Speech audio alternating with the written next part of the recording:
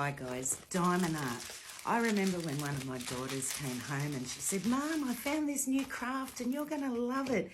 And she showed me what a diamond art was with all these little beads of gems.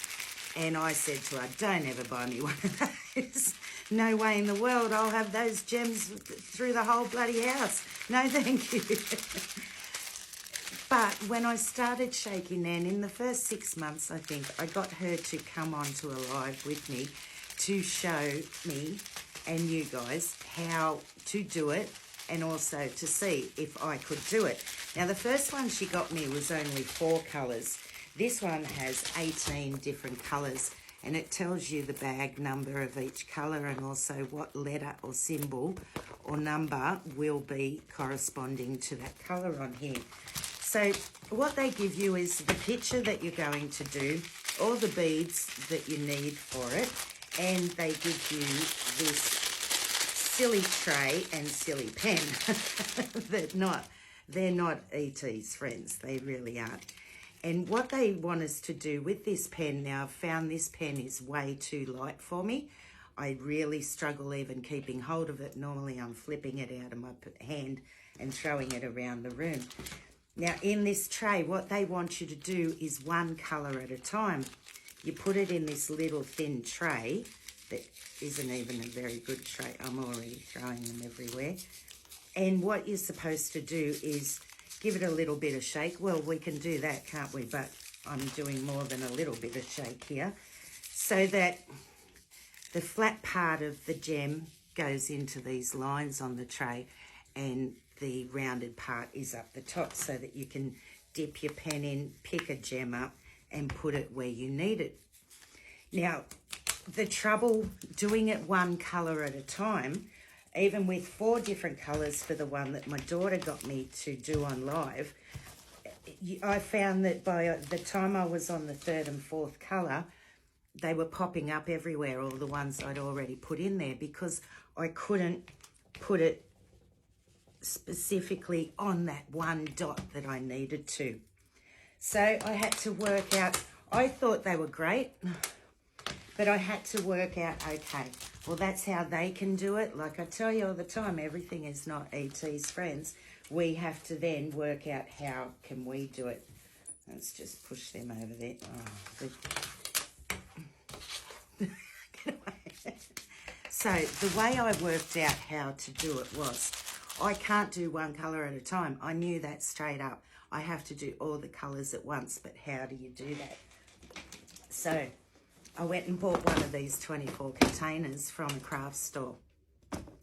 And I could put all the colours in and do all the colours at once. Now I worked it out that I put all the ones with the most amount of beads at the front because you're going to use those more often, and then the lesser and lesser. I got a little sticker that I could write the symbol or the letter or the number that corresponds with that colour. So I know which one I'm after as soon as I look at it. Oh, just get on the floor. They're all over the floor already. Now with the pen, I thought, how am I going to use the pen? So I went and got one of those pen grips from a stationery store, and that helped me be able to control that pen a bit more. Then I also, on the web pages, I found a thicker and heavier pen. Thicker and heavier in our hands is easier than lighter and thinner. So this pen I can use a lot better than even with that pen grip. You can buy these on any of the sites that sell everything. Then I thought, right, how am I going to do every colour at once? So I had an old lap tray and I stuck my diamond art on there. And what I worked out was I need an edge to put each one. So I did 2 rows down the side, 2 rows across the top, and then I just keep going. That bead beside it and the bead above it will help give it that corner that you can put the bead straight in. So I'm going to show you now how I can do it. Now, even with my paint by number the other day and colouring in, someone said that when you were concentrating more, your tremors were stopping. No, it was because I had supported myself everywhere. So it looks like my hands have stopped here, but it's just that I've got it all supported if I put the pen down as well. But if I lift my hands up, they're still going. It's just that they're supported. So this is the way I've worked out how to do it. I've got beads everywhere. All right, so we're up to here, and I need a C. So I go into my container. Even this container helps me when I put my hand down on it, my arm isn't tremoring as much because it's supported there. And I've got my elbow down onto the table. I can dip in, pick up a good bead, and put it straight where it needs to go. Then we need another C. And I found that just dipping in this container, I can normally pick one up straight away each time. You can slip and slide it into where it needs to go. Now we need a Q. We've got one. Put it on there. Now we need an F. So this way I worked out that I can do it like everything.